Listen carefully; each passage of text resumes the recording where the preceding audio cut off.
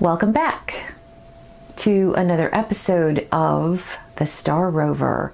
Actually, this is just an excerpt, the chapter on Jesus, the crucifixion, Romans, Jews, Valhalla, heaven. It's an interesting chapter. So I wanted to separate it out for those of you who may not be interested in the entire Jack London book. However, it is a fascinating read. I'm almost finished editing it. Hopeful that that will happen within the next few days so I can get that uploaded and move on to Think and Grow Rich. That is my next book after this one is completed. This particular chapter has been unusually challenging. Lots of interruptions, lots of issues with funky noises going on. So, anyway, thought I'd just re-record it at this point. So thank you for watching. Thank you to all my new subscribers. Love you guys. Please leave a comment if there's a particular book that's in the public domain that you would like to hear me read. I love all your comments. Keep them coming. And here we go. Chapter on Jesus. And it was my fate, caught in this south drift of the Teutons, to be captured by the Romans and be brought back to the sea, which I had not seen since I was lost away from the East Angles. I was made a sweep slave in the galleys, and it was as a sweep slave that at last I came to Rome. All the story is too long of how I became a freeman, a citizen, and a soldier, and of how when I was 30, I journeyed to Alexandria, and from Alexandria to Jerusalem. Yet what I have told from this time, when I was baptized in the mead pot of Tostig Lodbrog, I have been compelled to tell in order that you may understand what manner of man rode in through the Jaffa gate and drew all eyes upon him. Well might they look. They were small breeds, lighter boned and lighter thewed. These Romans and Jews, and a blonde like me, they had never gazed upon. All along the narrow streets they gave before me, but stood to stare wide-eyed at this yellow man from the north, or from God knew where, so far as they knew aught of the matter. Practically all Pilate's troops were auxiliaries, save for a handful of Romans about the palace and the 20 Romans who rode with me. Often enough I have found the auxiliaries good soldiers, but never so steadily dependable as the Romans. In truth, they were better fighting men the year round than were we men of the north, who fought in great moods and sulked in great moods. The Roman was invariably steady and dependable. There was a woman from the court of Antipas, who was a friend of Pilate's wife, and whom I met at Pilate's the night of my arrival. I shall call her Miriam, for Miriam was the name I loved her by. If it were merely difficult to describe the charm of women, I would describe Miriam. But how describe emotion in words? The charm of woman is wordless. It is different from perception that culminates in reason, for it arises in sensation and culminates in emotion, which, be it admitted, is nothing else than super-sensation. In general, any woman has fundamental charm for any man. When this charm becomes particular, then we call it love. Miriam had this particular charm for me. Verily, I was co-partner in her charm. Half of it was my own man's life in me that leapt and met her wide-armed and made in me all that she was desirable, plus all my desire of her. Miriam was a grand woman. I use the term advisedly. She was fine-bodied, commanding over and above the average Jewish woman in stature and in line. She was an aristocrat in social caste. She was an aristocrat by nature. All her ways were large ways, generous ways. She had brain, she had wit, and above all, she had womanliness. As you shall see, it was her womanliness that betrayed her and me in the end. Brunette, olive-skinned, oval-faced, her hair was blue-black. With its blackness and her eyes were twin wells of black. Never were more pronounced types of blonde and brunette in man and woman met than in us. and we met on the instant. There was no self-discussion, no wavering to make certain. She was mine the moment I looked upon her, and by the same token, she knew that I belonged to her above all men. I strode to her. She half lifted from her couch as if drawn upward to me, and then we looked with all our eyes, blue eyes and black, until Pilate's wife, a thin, tense, overwrought woman, laughed nervously. And while I bowed to the wife and gave greeting, I thought I saw Pilate give Miriam a significant glance, as if to say, "Is he not all I promised?" For he had had word of my coming from Sulpicius Quirinius, the legate of Syria. As well had Pilate and I been known to each other before ever he journeyed out to be procurator over the Semitic volcano of Jerusalem. Much talk we had that night, especially Pilate, who spoke in detail of the local situation, and who seemed lonely and desirous to share his anxieties with someone and even to bid for counsel. Pilate was of the solid type of Roman, with sufficient imagination intelligently to enforce the iron policy of Rome, and not unduly excitable under stress. But on this night it was plain that he was worried. The Jews had got on his nerves. They were too volcanic, spasmodic, eruptive, and further they were subtle. The Romans had a straight, forthright way of going about anything. The Jews never approached anything directly, save backwards, when they were driven by compulsion. Left to themselves, they always approached by indirection. Pilate's irritation was due, as he explained, to the fact that the Jews were ever intriguing to make him, and through him Rome, the cat's paw in the matter of their religious dissensions. As was well known to me, Rome did not interfere with the religious notions of its conquered peoples, but the Jews were forever confusing the issues and giving a political cast to purely unpolitical events. Pilate waxed eloquent over the diverse sects and the fanatic uprisings and riotings that were continually occurring. Lodbrog, he said, one can never tell what little summer cloud of their hatching may turn into a thunderstorm roaring and rattling about one's ears. I am here to keep order and quiet. Despite me, they make the place a hornet's nest. Far rather would I govern Scythians or savage Britons than those people who are never at peace about God. Right now, there is a man up to the north, a fisherman, turned preacher and miracle worker, that as well as not may soon have all the country by the ears, and my recall on its way from Rome. This was the first I had heard of the man called Jesus, and I little remarked it at the time. Not until afterward did I remember him, when the little summer cloud had become a full-fledged thunderstorm. I have had report of him, Pilate went on. He is not political, there is no doubt of that. But trust Caius and Hanan behind Caius to make of this fisherman a political thorn which will prick Rome and ruin me. This Caius, I have heard of him as high priest. Then who is Hanan? I asked. The real high priest, a cunning fox. Pilate explained. Caius was appointed by Gratus, but Caius is the shadow and the mouthpiece of Hanan. They have never forgiven you that little matter of the vote of shields, Miriam teased.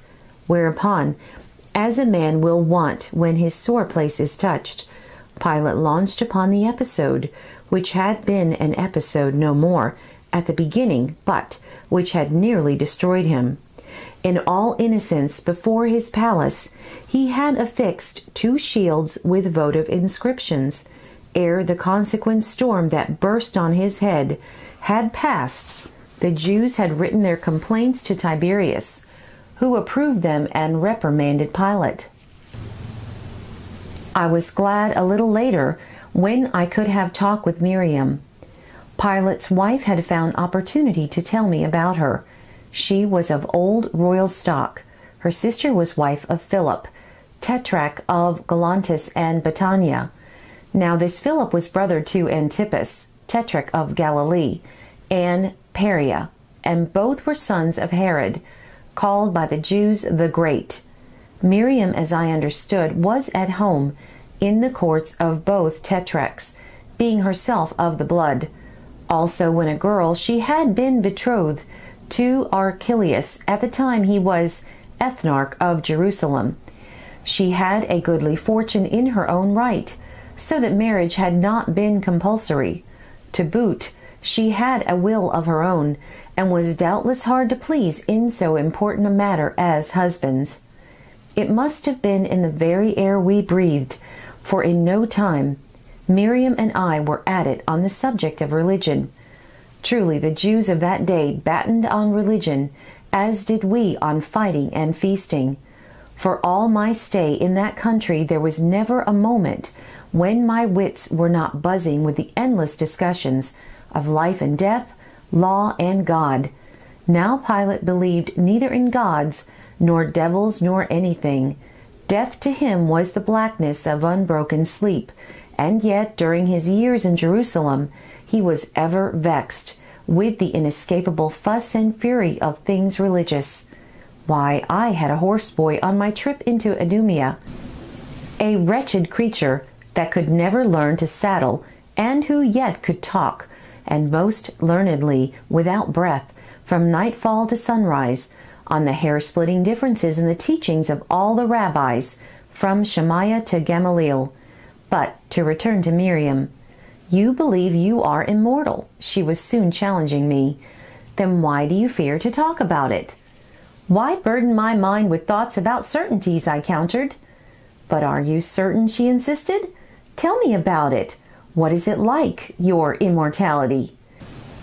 And when I had told her of Niflheim and Muspel, of the birth of the giant Ymir from the snowflakes, of the cow and Humla, and of the Fenrir and Loki, and the frozen Jotuns, as I say, when I had told her of all of this, and of Thor and Odin, and our own Valhalla, she clapped her hands and cried out with sparkling eyes, "Oh, you barbarian, you great child, you yellow giant thing of the frost, you believer of old nurse tales and stomach satisfactions!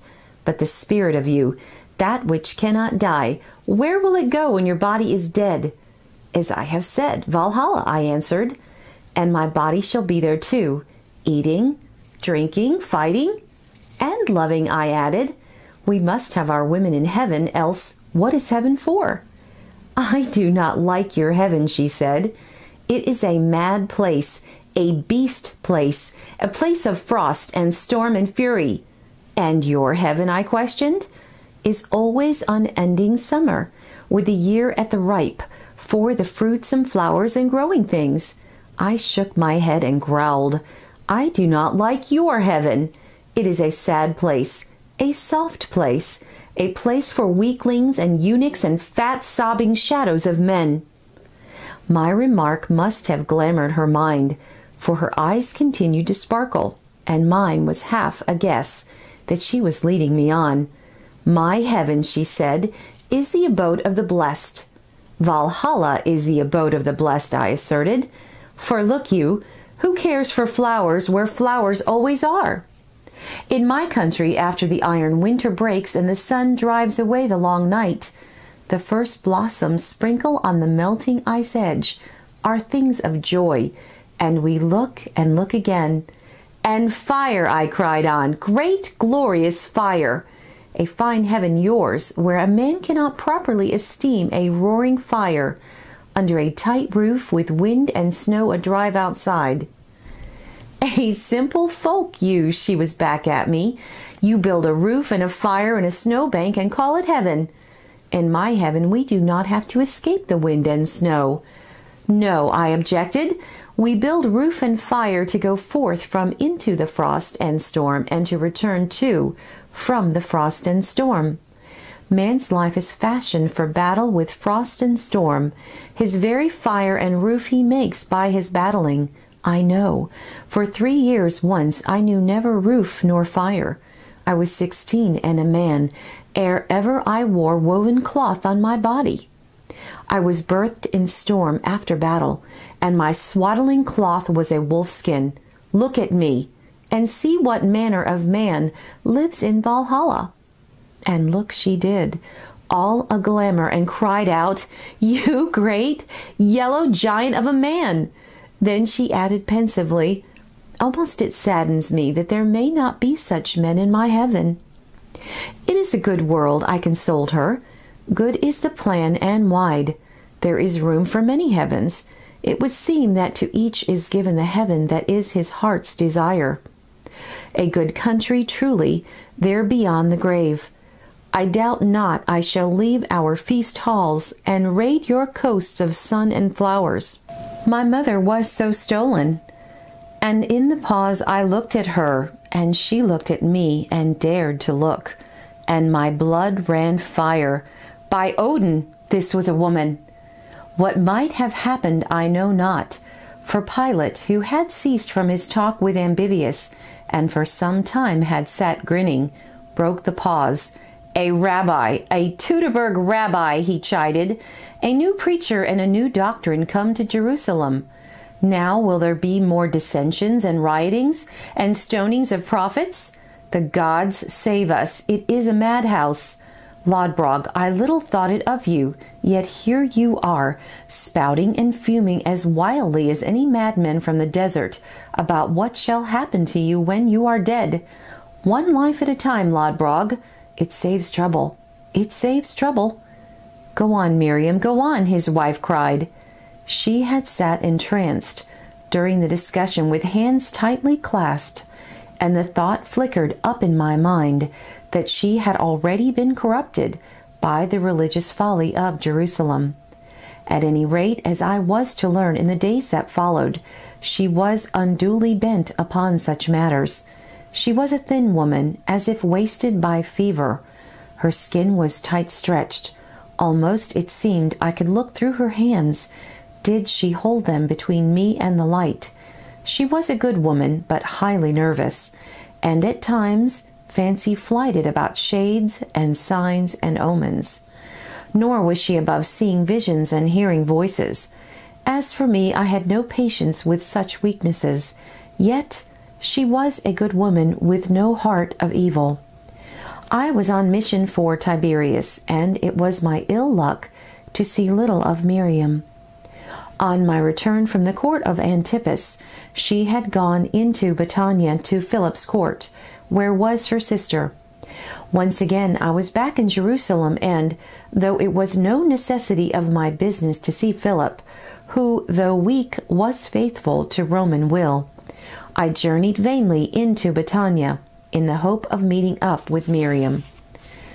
Then there was my trip to Idumea. Also, I traveled into Syria in obedience to the command of Sulpicius Quirinus, who, as imperial legate, was curious of my first-hand report of affairs in Jerusalem. Thus, traveling wide and much, I had opportunity to observe the strangeness of the Jews, who were so madly interested in God. It was their peculiarity.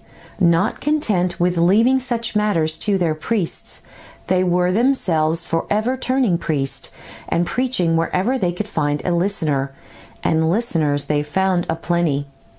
They gave up their occupations to wander about the country like beggars, disputing and bickering with the rabbis and Talmudists in the synagogues and temple porches.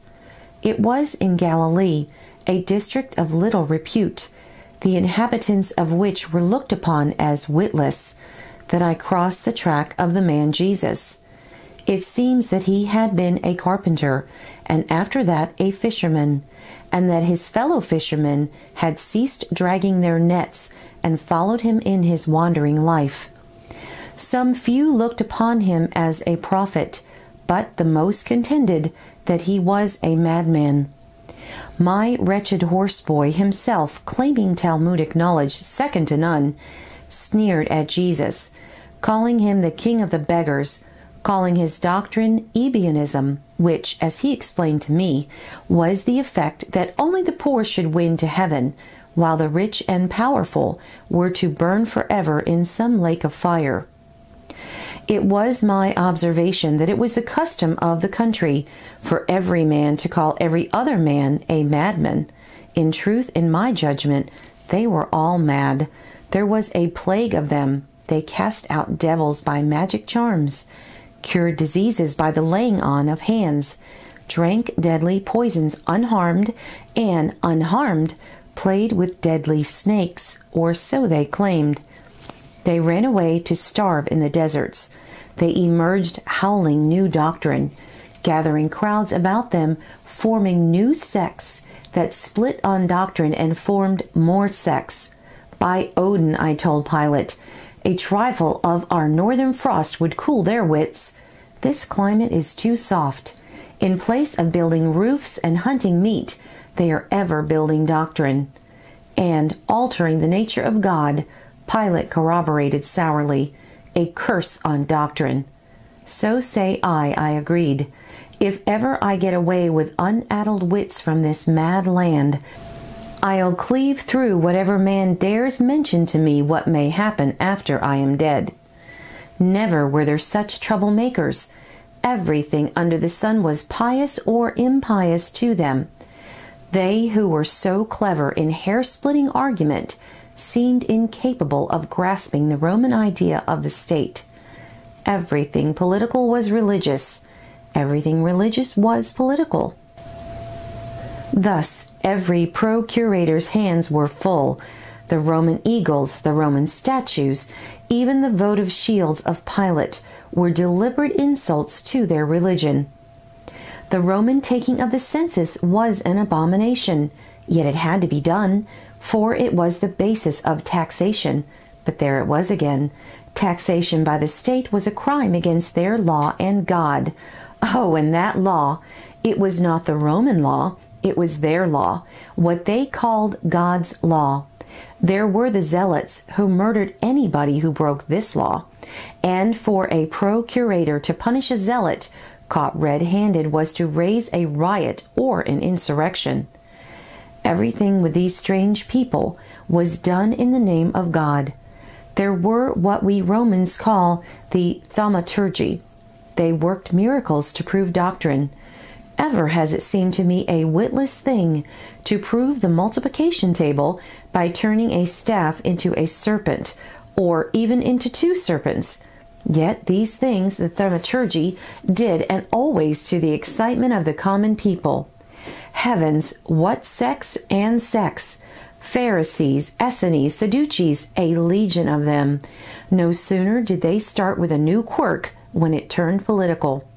Coponius, procurator fourth before Pilate, had a pretty time crushing the Gaulonite sedition, which arose in this fashion, and spread down from Gamala. In Jerusalem, that last time I rode in, it was easy to note the increasing excitement of the Jews. They ran about in crowds, chattering and spouting. Some were proclaiming the end of the world. Others satisfied themselves with the imminent destruction of the temple. And there were rank revolutionists who announced that Roman rule was over and the new Jewish kingdom was about to begin. Pilate, too, I noted, showed heavy anxiety. That they were giving him a hard time of it was patent. But I will say, as you shall see, that he matched their subtlety with equal subtlety, and from what I saw of him, I have little doubt but what he would have confounded many a disputant in the synagogues. But half a legion of Romans he regretted to me, and I would take Jerusalem by the throat, and then be recalled for my pains, I suppose. Like me, he had not too much faith in the auxiliaries, and of the Roman soldiers we had but a scant handful. Back again I lodged in the palace, and to my great joy found Miriam there. But little satisfaction was mine, for the talk ran long on the situation. There was reason for this, for the city buzzed like the angry hornet's nest it was. The fast, called the Passover, a religious affair, of course, was near, and thousands were pouring in from the country, according to the custom, to celebrate the feast in Jerusalem. These newcomers, naturally, were all excitable folk, else they would not be bent on such pilgrimage. The city was packed with them, so that many camped outside the walls. As for me, I could not distinguish how much of the ferment was due to the teachings of the wandering fishermen, and how much of it was due to Jewish hatred for Rome. A tithe no more, and maybe not so much, is due to this Jesus. Pilate answered my query. Look to Caius and Hanan for the main cause of the excitement. They know what they are about. They are stirring it up, and to what end who can tell, except to cause me trouble. Yes, it is certain that Caius and Hanan are responsible, Miriam said. But you, Pontius Pilate, are only a Roman and do not understand. Were you a Jew, you would realize that there is a greater seriousness at the bottom of it than mere dissension of the sectaries or trouble-making for you and Rome. The high priests and Pharisees, every Jew of place or wealth, Philip, Antipas, myself, we are all fighting for very life. This fisherman may be a madness. If so, there is a cunning in his madness. He preaches the doctrine of the poor. He threatens our law, and our law is our life. As you have learned ere this, we are jealous of our law, as you would be jealous of the air denied your body by a throttling hand on your throat. It is Caius and Hanan, and all they stand for, or it is the fisherman. They must destroy him, else he will destroy them. Is it not strange, so simple a man, a fisherman? Pilate's wife breathed forth. What manner of man can he be to possess such power? I would that I could see him. I would that my own eyes I could see so remarkable a man.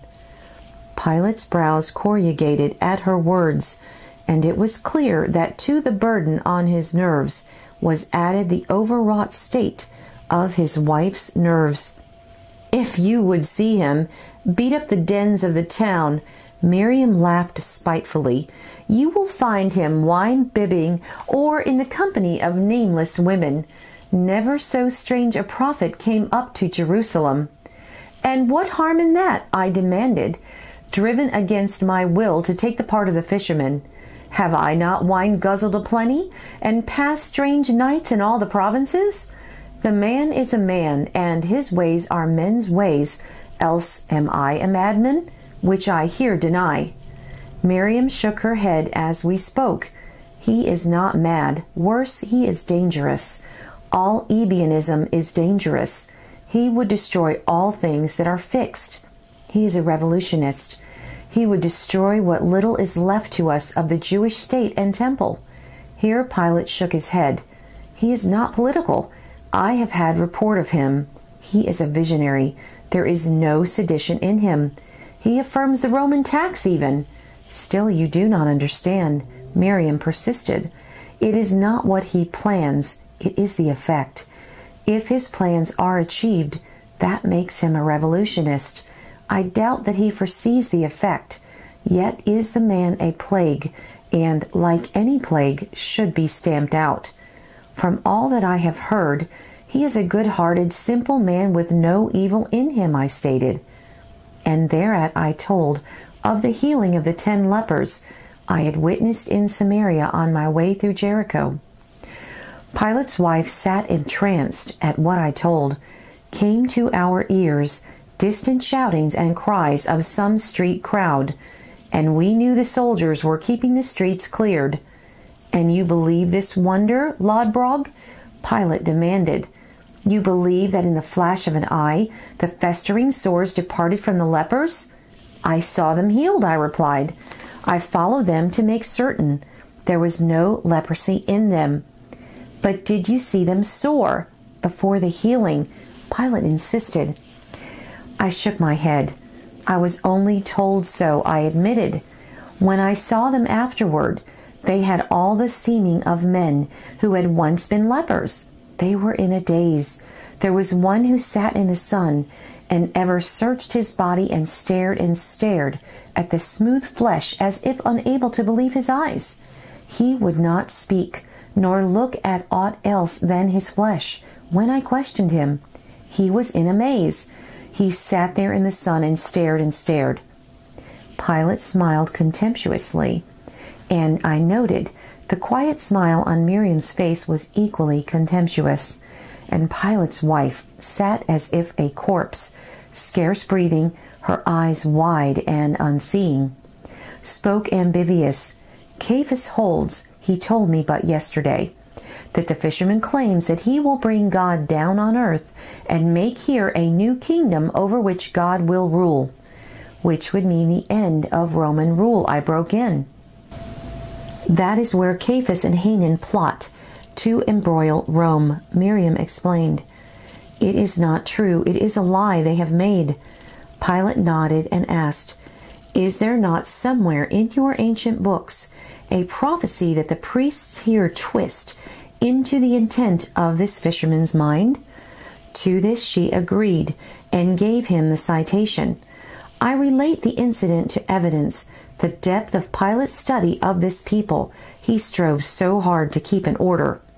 What I have heard, Miriam continued, is that this Jesus preaches the end of the world and the beginning of God's kingdom, not here, but in heaven.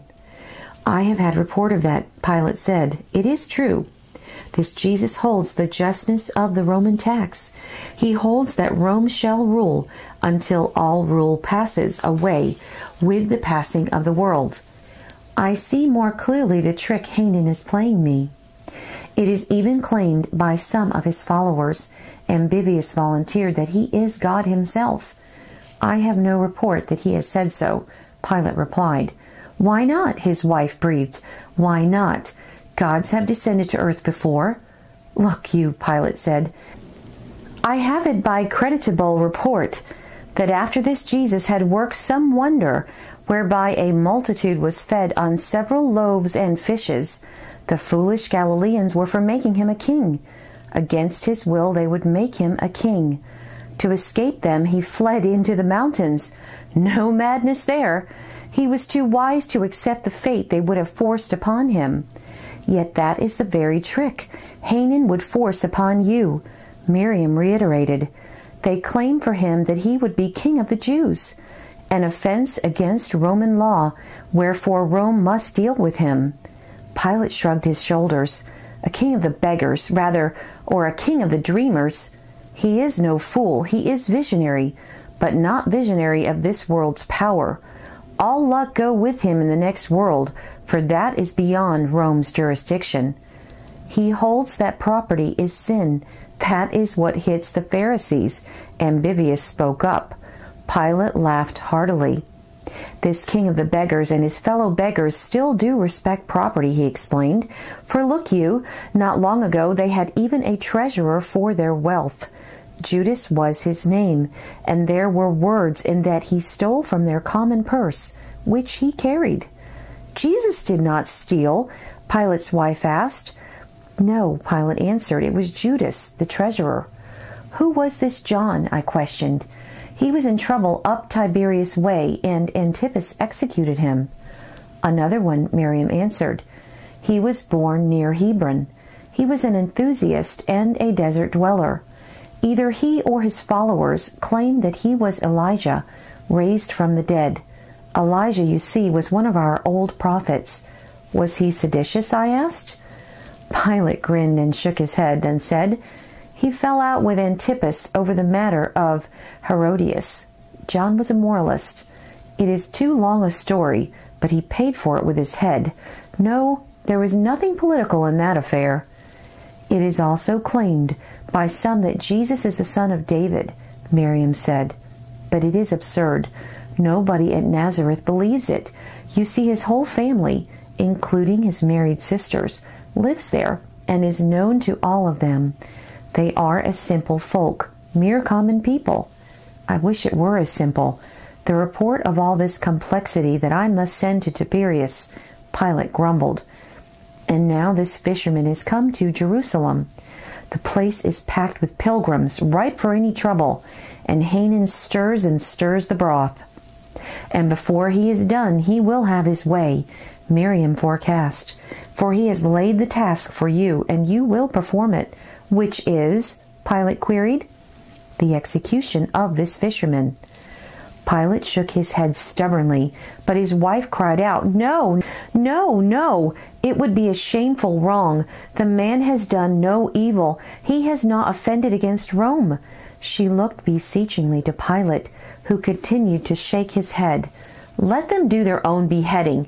As Antipas did, he growled, "The fisherman counts for nothing, but I shall be no cat's paw to their schemes. If they must destroy him, they must destroy him. That is their affair." "But you will not permit it," cried Pilate's wife. "A pretty time would I have explaining to Tiberius if I interfered," was his reply. "No matter what happens," said Miriam, "I can see you writing explanations, and soon, for Jesus has already come up to Jerusalem, and a number of his fishermen with him." Pilate showed the irritation this information caused him. "I have no interest in his movements," he pronounced. "I hope never to see him." "Trust Hanan to find him for you," Miriam replied, "and to bring him to your gate." Pilate shrugged his shoulders, and there the talk ended.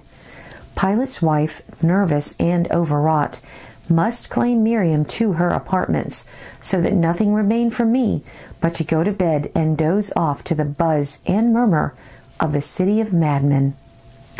Events moved rapidly. Overnight, the white heat of the city had scorched upon itself. By midday, when I rode forth with half a dozen of my men, the streets were packed, and more reluctant than ever were the folk to give way before me.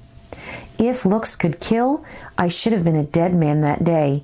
Openly they spat at sight of me, and everywhere arose snarls and cries. Less was I a thing of wonder, and more was I a thing hated, and that I wore the hated harness of Rome. Had it been any other city, I should have given command to my men to lay the flats of their swords on those snarling fanatics. But this was Jerusalem, at fever heat, and these were a people unable in thought to divorce the idea of state from the idea of God.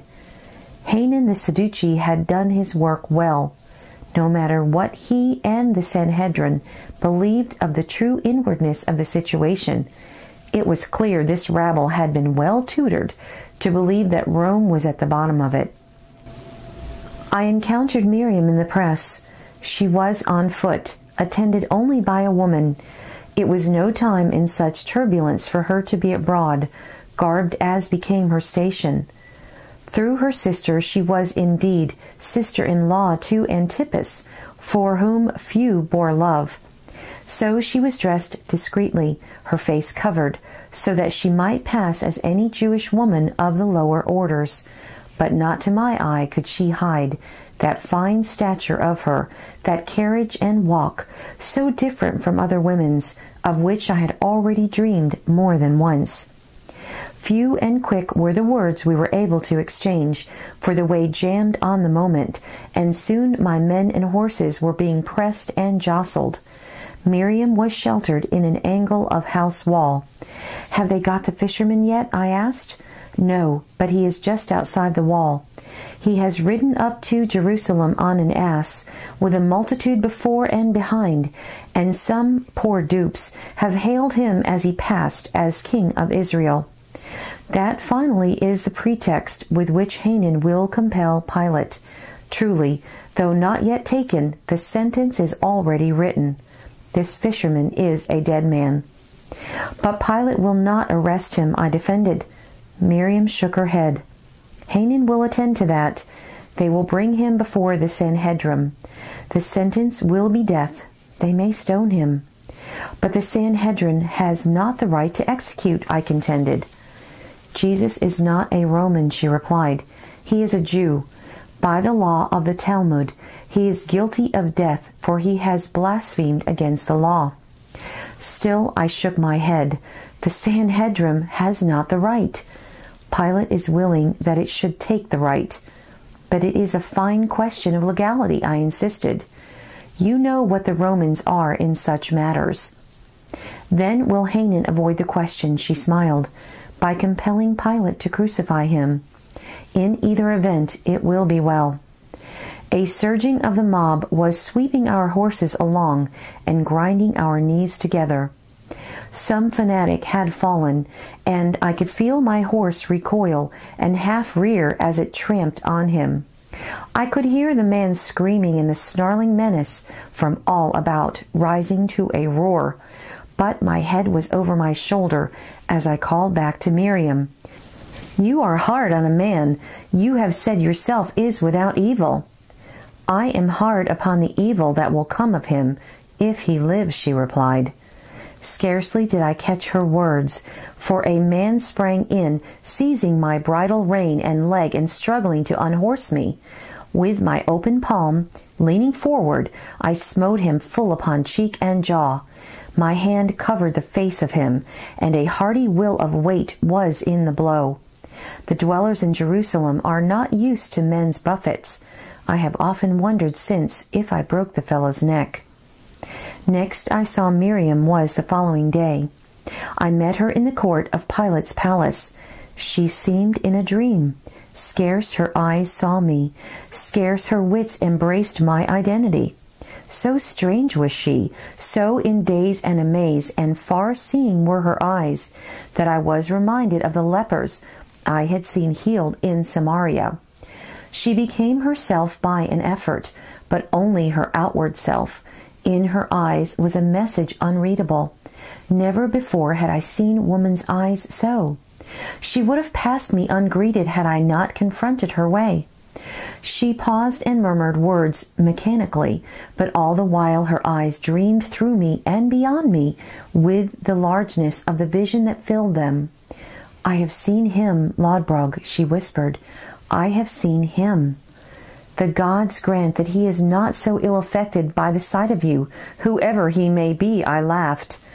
She took no notice of my poor timed jest, and her eyes remained full with vision, and she would have passed on had I not again blocked her way. "Who is this he?" I demanded. "Some man raised from the dead to put such strange lights in your eyes?" "One who has raised others from the dead," she replied. "Truly, I believe that he, this Jesus, has raised the dead. He is the Prince of Light, the Son of God. I have seen him.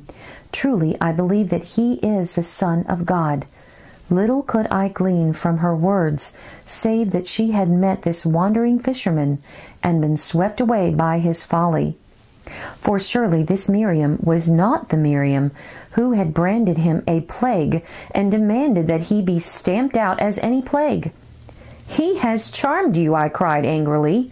Her eyes seemed to moisten and grow deeper as she gave confirmation.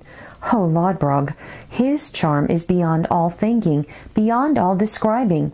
But to look upon him is to know that there is all soul of goodness and of compassion. I have seen him. I have heard him. I shall give all I have to the poor, and I shall follow him." Such was her certitude that I accepted it fully, as I had accepted the amazement of the lepers of Samaria, staring at their smooth flesh.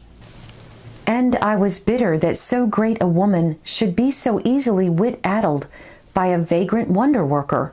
"Follow him," I sneered. "Doubtless you will wear a crown when he wins to his kingdom." She nodded affirmation, and I could have struck her in the face for her folly. I drew aside, and as she moved slowly on, she murmured, "His kingdom is not here. He is the Son of David. He is the Son of God. He is whatever he has said, or whatever has been said of him. That is good and great." "A wise man of the East," I found Pilate chuckling. "He is a thinker, this unlettered fisherman. I have sought more deeply into him. I have fresh report. He has no need of wonder workings. He out-sophisticates the most sophisticated of them. They have laid traps, and he has laughed at their traps. Look you and listen." Whereupon he told me how Jesus had confounded his confounders, when they brought to him for judgment a woman taken in adultery. "And the tax," Pilate exulted on, "to Caesar what is Caesar's, to God what is God's," was his answer to them. That was Hanan's trick, and Hanan is confounded. At last has there appeared one Jew who understands our Roman conception of the state? Next I saw Pilate's wife. Looking into her eyes, I knew on the instant, after having seen Miriam's eyes, that this tense, distraught woman had likewise seen the fisherman. "The divine is within him," she murmured to me. "There is within him a personal awareness of the indwelling of God." "Is he God?" I queried gently, for say something I must. She shook her head. "I do not know, he has not said, but this I know, of such stuff gods are made." A charmer of women was my privy judgment as I left Pilate's wife, walking in dreams and visions. The last days are known to all of you who read these lines, and it was in those last days that I learned that this Jesus was equally a charmer of men. He charmed Pilate, he charmed me. After Hanan had sent Jesus to Caius, and the Sanhedrim assembled in Caius's house, had condemned Jesus to death, Jesus, escorted by a howling mob, was sent to Pilate for execution. Now, for his own sake and for Rome's sake, Pilate did not want to execute him. Pilate was little interested in the fisherman and greatly interested in peace and order.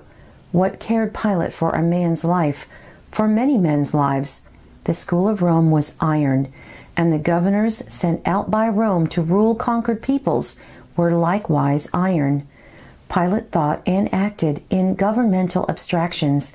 Yet look, when Pilate went out scowling to meet the mob that had fetched the fisherman, he fell immediately under the charm of the man. I was present, I know. It was the first time Pilate had ever seen him. Pilate went out angry. Our soldiers were in readiness to clear the court of its noisy vermin. And immediately Pilate laid eyes on the fisherman. Pilate was subdued, nay, was solicitous.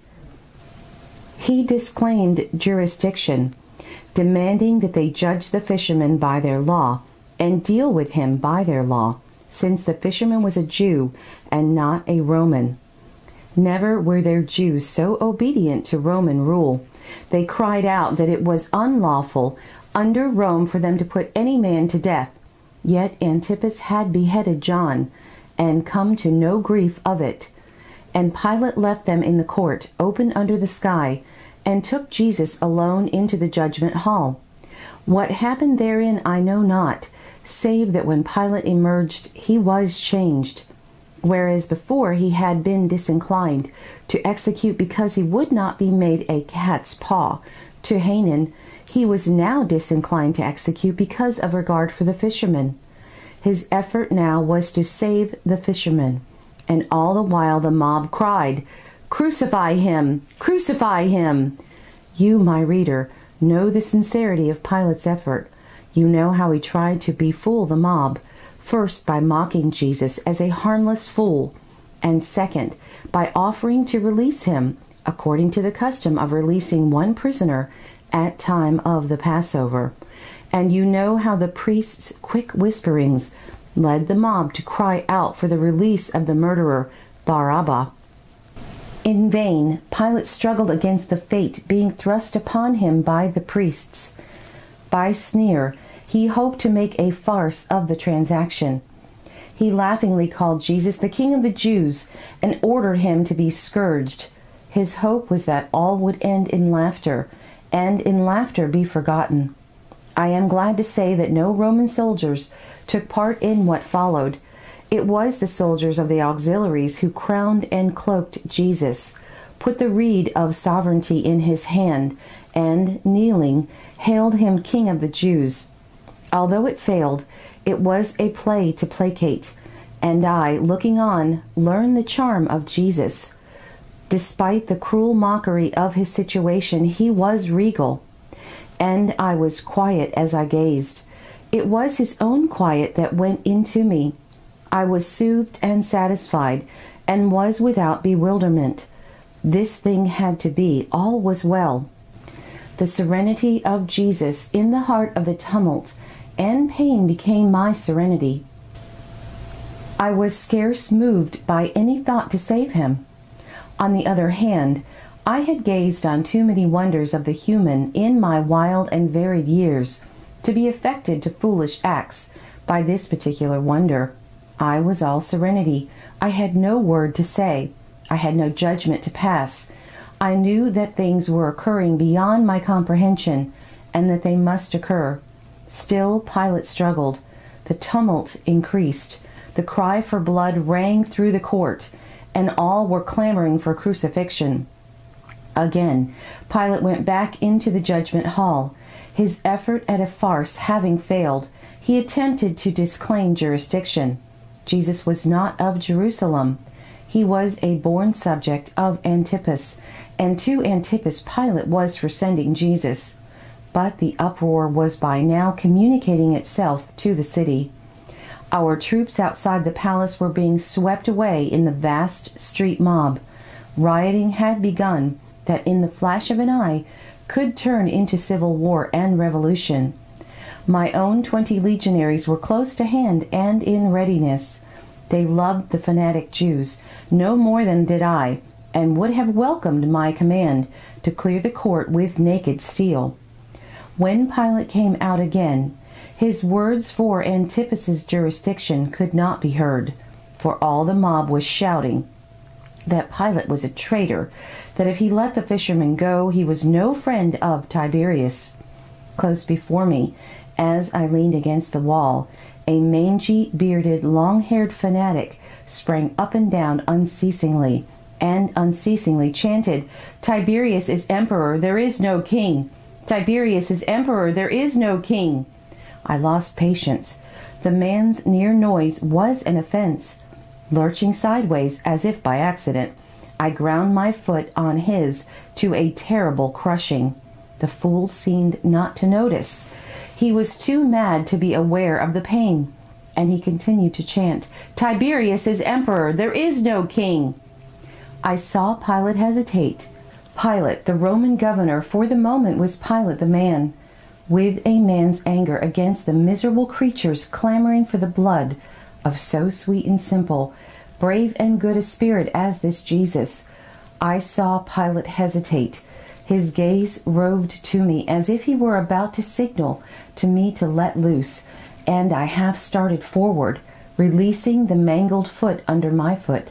I was for leaping to complete that half-formed wish of Pilate, and to sweep away in blood and cleanse the court of the wretched scum that howled in it. It was not Pilate's indecision that decided me. It was this Jesus that decided Pilate and me. This Jesus looked at me. He commanded me. I tell you, this vagrant fisherman, this wandering preacher, this piece of driftage from Galilee commanded me. No word he uttered, yet his command was there, unmistakable as a trumpet call, and I stayed my foot and held my hand, for who was I to thwart the will and way of so greatly serene and sweetly sure a man as this? And as I stayed, I knew all the charm of him, all that in him had charmed Miriam and Pilate's wife, that had charmed Pilate himself. You know the rest. Pilate washed his hands of Jesus' blood, and the rioters took his blood upon their own heads. Pilate gave orders for the crucifixion. The mob was content, and content behind the mob were Caius, Hanan, and Sanhedrin. Not Pilate, not Tiberius, not Roman soldiers crucified Jesus. It was the priestly rulers and priestly politicians of Jerusalem. I saw, I know. And against his own best interests, Pilate would have saved Jesus as I would have, had it not been that no other than Jesus himself willed that he was not to be saved. Yes, and Pilate had his last sneer at this people he detested. In Hebrew, Greek, and Latin, he had a writing affixed to Jesus' cross which read, "The King of the Jews." In vain the priests complained.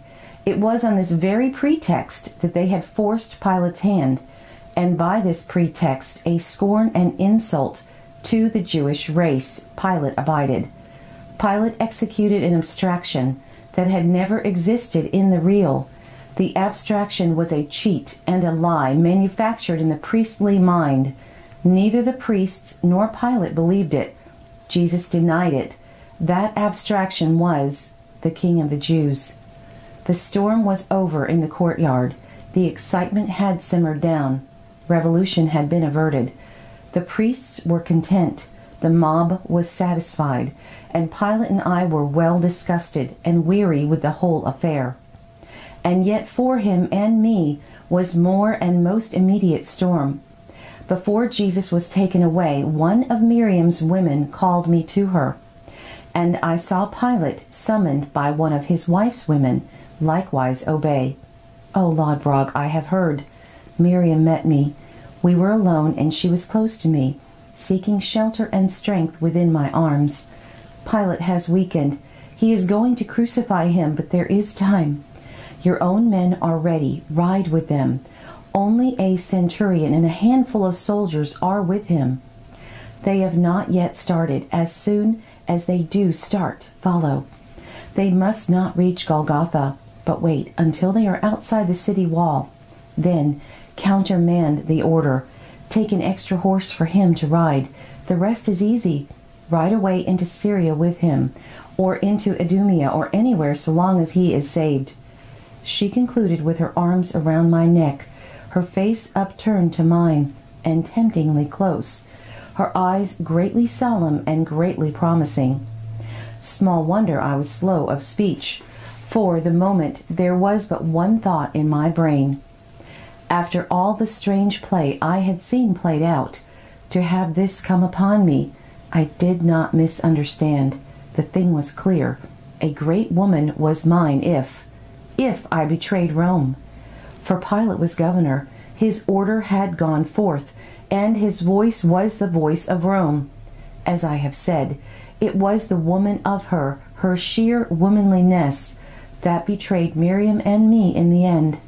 Always she had been so clear, so reasonable, so certain of herself and me, so that I had forgotten, or rather, I there learned once again the eternal lesson learned in all lives, that woman is ever woman, that in great decisive moments woman does not reason, but feels, that the last sanctuary and innermost pulse to conduct is in woman's heart and not in woman's head.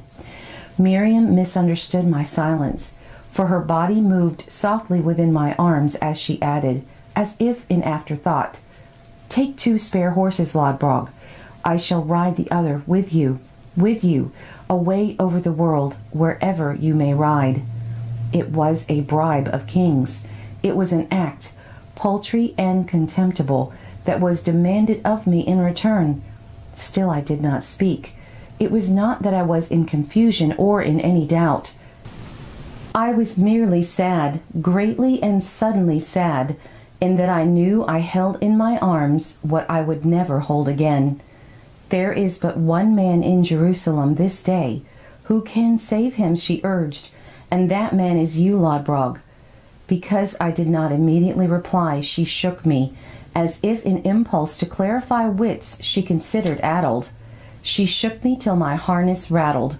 "Speak, Lodbrog, speak," she commanded. "You are strong and unafraid. You are all man. I know you despise the vermin who would destroy him. You alone can save him. You have but to say the word, and the thing is done. And I will well love you and always love you for the thing you have done."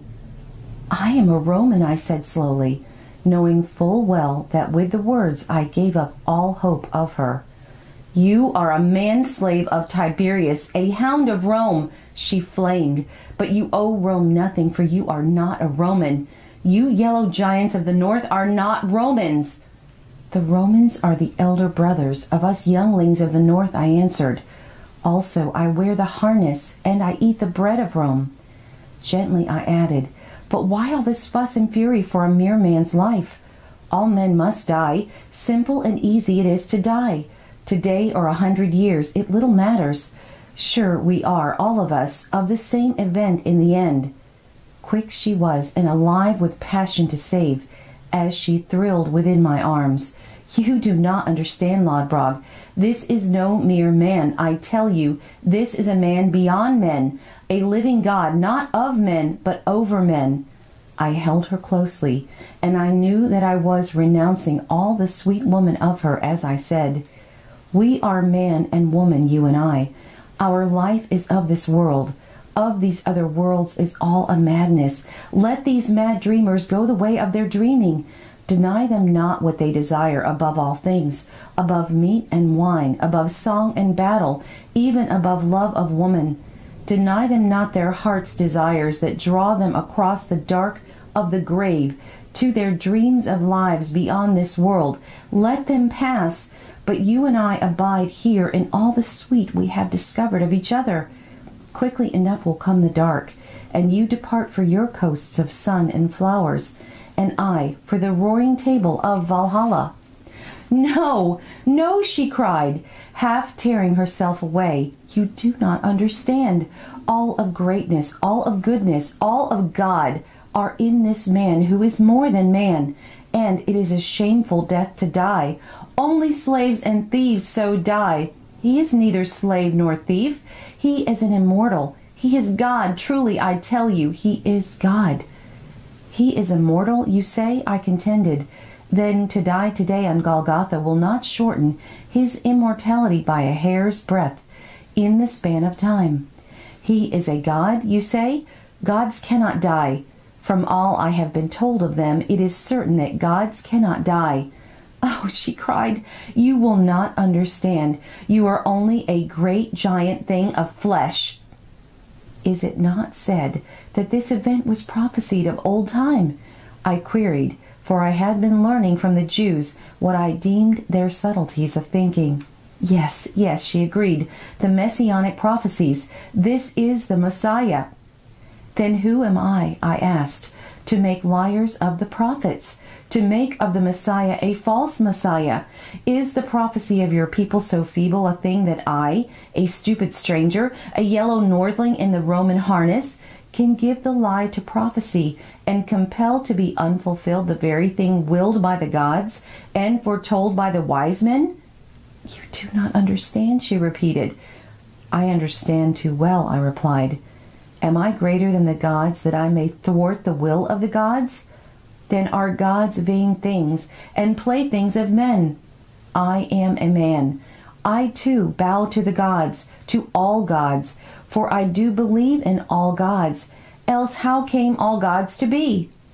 She flung herself so that my hungry arms were empty of her, and we stood apart and listened to the uproar of the street as Jesus and the soldiers emerged and started on their way.